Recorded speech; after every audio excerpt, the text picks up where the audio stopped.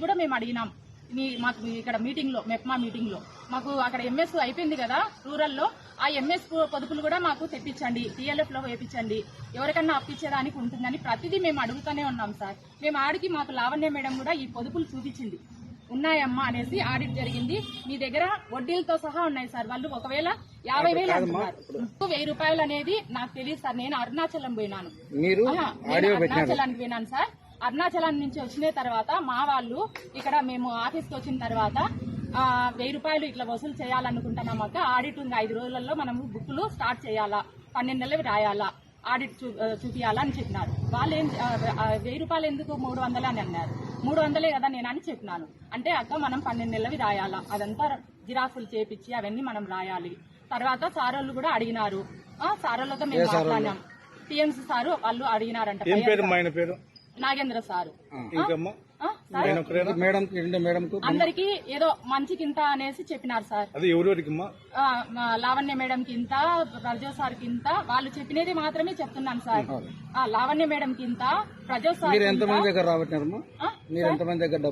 మేము కొంత మామూలుగా మేము వాయిస్ మెసేజ్ పెట్టినాం సార్. అప్పుడు మాకు టైం లేదు సార్. అసలు ఆడిట్ అయిపోతానే వాళ్ళకు డబ్బులు పే చేయాలి సార్. ఫోన్ పేలోనే నేను పే చేసిన సార్ 28 గ్రూపులది. అప్పటికి 2 రోజులు అయింది సార్. నాది లేట్ అయింది, నేను అరుణాచలానికి పోయినాను కాబట్టి.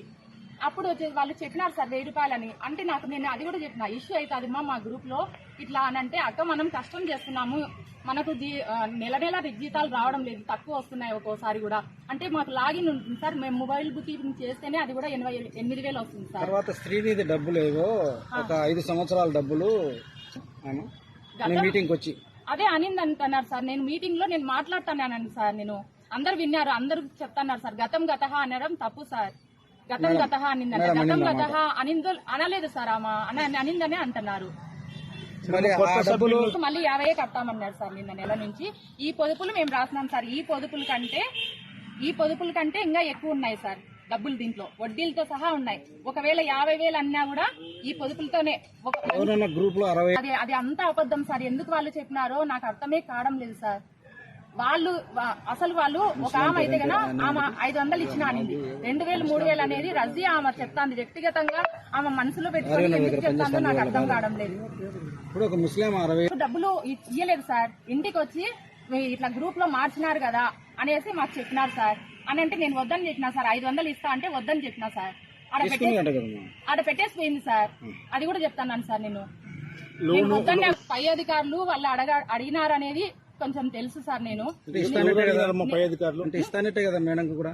నేనైతే ఇవ్వలేదు సార్. ఈ లోన్ లో అయితే కన్నా నేను 1 రూపాయి వాళ్ళకి ఇవ్వలేదు సార్. ఓన్లీ ఆడిట్ కి అయితే అడిగినారు సార్. వేరే వాళ్ళు ఇస్తున్నారని తెలుసు సార్. వాళ్ళు ఇస్తున్నారు సార్. ఈయనోళ్ళు ఇవ్వడం లేదు సార్. మేము ఇవ్వలేదనేది 20 లక్షలు లోన్ చేస్తే ఎంత ఇవ్వాలా మేడంకు మీకు? కానీ అది నేనైతే చెప్పలేను సార్. నేను ఎందుకంటే ఇచ్చే వాళ్ళు మనుషులు కొద్ది ఉన్నారు సార్. వాళ్ళు భయపడుతున్నారు సార్ యానిమెంటర్లంతా. ఇప్పుడు లోన్ లో వచ్చినప్పుడు లావణ్య మేడము అడిగింది, అంత లెక్కలో తీసుకుంటున్నారు మా, నువ్వు స్ట్రిక్ట్ గా ఉండావు అని అడిగింది సార్ నాకు. మేడం నా వివోలో ఇష్యూ అవుతుంది, మేము మా దగ్గర అడిగేదానికి నేను హక్కు లేదు, నేను అడగను అని కూడా చెప్పినాను సార్. ఈ ఆడిట్ డబ్బులు మాత్రము వీళ్ళు అడిగినట్టు మాకు చెప్పినారు సార్. అది విషయం సార్. ఇప్పుడు ఈ గ్రూప్ లోనే అది కూడా నేను ఒక్కదాన్నే సార్ చెడ్డ అవుతానని రాయలసీమ గ్రామీణ బ్యాంక్ నుంచి ఈ బ్యాంకుకి మార్చుకోవాలన్నా గానీ ఆమె ఏదో కొంచెం ఈ బ్యాంక్ డిసిసి బ్యాంకులతో కూడా ఏదో ఇంట్రెస్ట్ ఎక్కువ ఉన్నట్టుంది, ఏదో ఆమెకి బెనిఫిట్ ఎక్కువ ఉన్నట్టు, డబ్బులు ఆమెకు వస్తున్నాయని అది చెప్పినారు సార్. నాకు చెప్పినారు సార్. మీరు ఎంతమందిని మేము డిసిసి మేడం తో మాట్లాడుతున్నా కూడా ఆమె అనుమానం పడతారు సార్. ఏం మాట్లాడుతున్నారు అని. మేడం ఎవరితో సార్ ఎవరితో మాట్లాడకండి అట్లా ఇట్లా అని మా గురించి బ్యాడ్ గా కూడా చెప్పింది సార్. ఎవరిలో కలసనీదు సార్ ఆమె. ఇదంతా అబద్ధం సార్. 1,000 రూపాయలు వాళ్ళు చెప్పినారు సార్.